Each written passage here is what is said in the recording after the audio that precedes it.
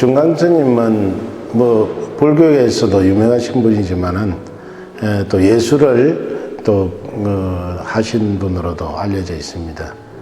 근데 중광스님이 한 30년 전에 요 장안사에서 한 100일 정도 수행을 하신 적이 있습니다. 도자기도 굽고 그림도 그리고. 근데 그때 우연히 만났는데 스님 인상이 너무 강렬하시고 예술에 대한 열정이 넘치셔가지고 그걸 인연으로 해가지고 한 점 한 점 모으다 보니까 세월이 한 30년 정도 가고, 또 그분이 애지중지하는 여러 작품들이 많이 있지만 애지중지하는 작품 중에 이 유화에 대해서 너무 열정적으로 말씀하시고, 또 유화 제작 과정 같은 걸 들어보니까 자기 목숨과도 바꿀 수 있는 그런 또 에너지를 가지고 계시더라고요. 그래서 살아계실 적에는 이 유화 작품을 입수하기가 상당히 힘든 상황이었고, 스님 자체가 유화를 팔지를 않았으니까 작품으로.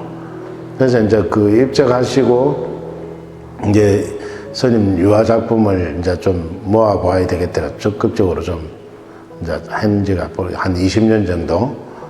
그래서 이 유화가 또 전국적으로 또 스님 내호가들 뭐 이쪽 흩어져 있는데 그걸 찾는데 또 애를 많이 먹었고, 이 유화를 팔지 않았기 때문에 그 루트를 추적하기도 또 힘들었고, 그래서 막 그 스님의 이제 주변 인물들 좀 추적해서 좀 탐문해가지고 그렇게 좀 모으게 되었는데, 그래서 이게 한 점 한 점 모이다 보니까 뭐 한 20년 이상 세월 속에서 이제 이렇게 이 정도 모이게 되었습니다.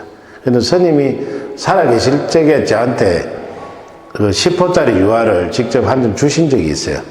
주신 적이 있었는데 그 유화 10호짜리를 그분이 쓰신 출판 책에 제 이름을 소장자라고 10호짜리 아무개가 소장한다고 소장 이름을 올려두셨더라고, 책을 사보니까. 그래서 그분이 얼마나 이 그림을 유화에 대해서 애정을 가지고 계셨는지 이제 간접적으로 알 수 있었습니다. 스님이 이제 이 유화를, 유화에 대한 기본 개념은 첫째로, 재료를, 세계에서 제일 좋은 재료를 쓴다.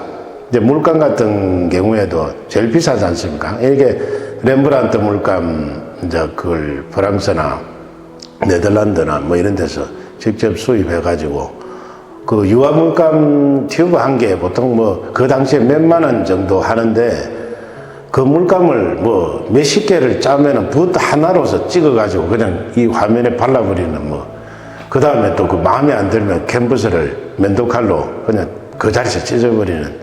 근데 어떤 물질이나 어떤 돈의 개념 이런 걸 완전히 이제 해탈하신 분이었죠.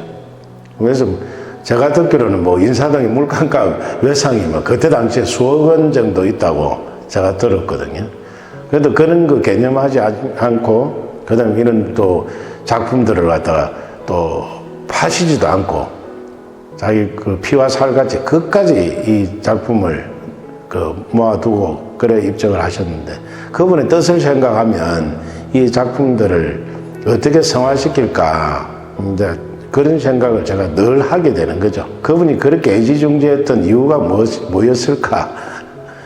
그래서 스님은 이 작품이 이게 하나, 이렇게 우리가 볼 때는 하나로 보이지만, 스님이 사인을 캔버스 곳곳에 중강이라는 사인을 해둡니다. 그런데 왜 그렇게 하시냐면, 보통 사인 한 번만 하면 되는데 여러 번 하는 이유가 이 작품이 한 점이 아니라는 거죠. 이렇게 바로 볼 수도 있지만 거꾸로 그려도 그림이 되고 세워도 그림이 되고, 또 캔버스 뒤에도 사인을 한 두세 군데 해놨어요. 이렇게 그릴 때는 이 사인을 보고, 이제 그렇게 어떤 우리가 관념이나 관습에 얽매이지 말고 그것도 프레임을 다 깨고 보라는 거죠. 그래서 그림은 똑바로 그려야 된다 이런 것도 아니고, 스님방에 가면 그림 거꾸로, 우리가 볼 때는 거꾸로 그려 놓은 게 많아요. 왜 거꾸로 놨어요? 바르잖아 이래야 돼. 왜냐면 그거 보면은 어느 한 부분에 중강이라는 사인이 또 바르게 되는 게 보여요. 그래서 내 그림은 물체는 한 개지만은 실제로 한 개가 아니고 여러 개의 그림이 들어가 있다. 그래서 자기가 기존 우리가 그 어떤 고정관념 같은 걸 버리고 자꾸 좀 우리가 스님이 절에서 참선하듯이 어떤 선문답하는 이제 그런 그림들이 많고 참으로 깨친 그림이라고 저는 그렇게 생각하는 거죠.